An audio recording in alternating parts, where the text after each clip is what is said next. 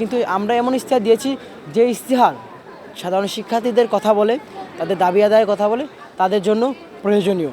এবং আমরা আমাদের জায়গা থেকে সেটা এনশিওর করেছি যা আমাদের দ্বারা সম্ভব, যা আমরা করতে পারবো সেখানে সেই ইশতেহারই রাখা হয়েছে। কোনো রং চটা কোনো ইশতেহার রাখি নাই যার মাধ্যমে শিক্ষার্থীদেরকে আকৃষ্ট করবো, কিন্তু আমরা পরবর্তীতে আমাদের সেই ইশতেহার বাস্তবায়ন করতে ব্যর্থ হব, এ ধরনের কোনো ইশতেহার আমাদের প্যানেলে নেই।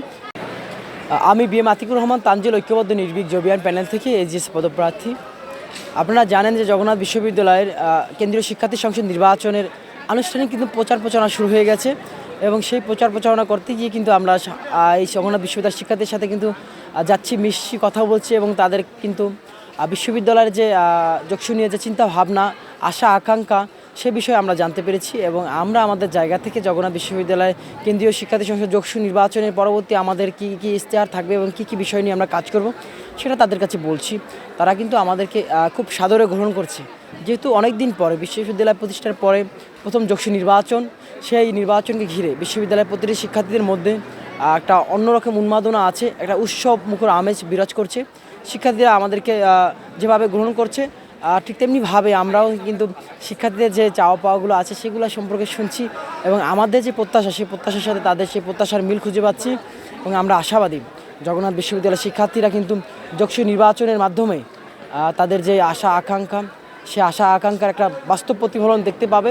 দীর্ঘদিনের যে তাদের দাবি, সে দাবি আদায় হবে এবং দাবি আদায়ের জন্য জগন্নাথ বিশ্ববিদ্যালয়ের যে আমাদের ঐক্যবদ্ধ নির্ভীক জবিয়ান প্যানেল আছে সেই প্যানেল কাজ করে যাবে।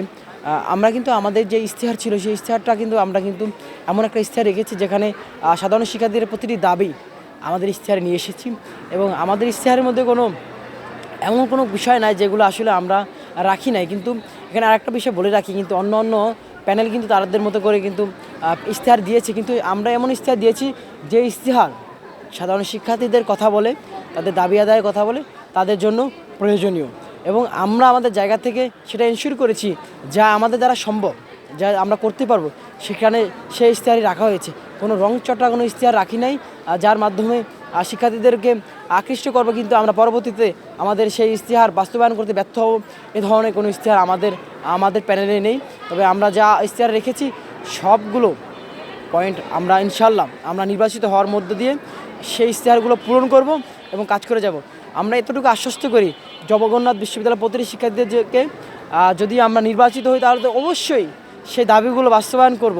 যদি নির্বাচিত নাও হই, আমাদের যে ইশতেহার আছে সেই ইশতেহার বাস্তবায়ন করার জন্য যারা নির্বাচিত হবে তাদেরকে আমরা সর্বোচ্চ প্রেশারাইজ করে যাব যাতে সেই দাবিগুলো আদায় করা হয় এবং সেজন্য আমরা কাজও করে যাব।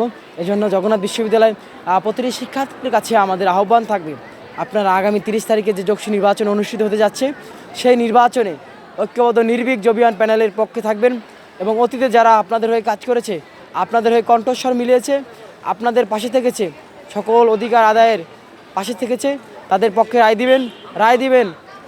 আমি আতিকুর রহমান তানজিলকে, বিএম আতিকুর রহমান তানজিল আপনাদের পাশে যেভাবে আগে ছিল তেমনি আবার পরবর্তীতে থাকার প্রতিশ্রুতি দিচ্ছি।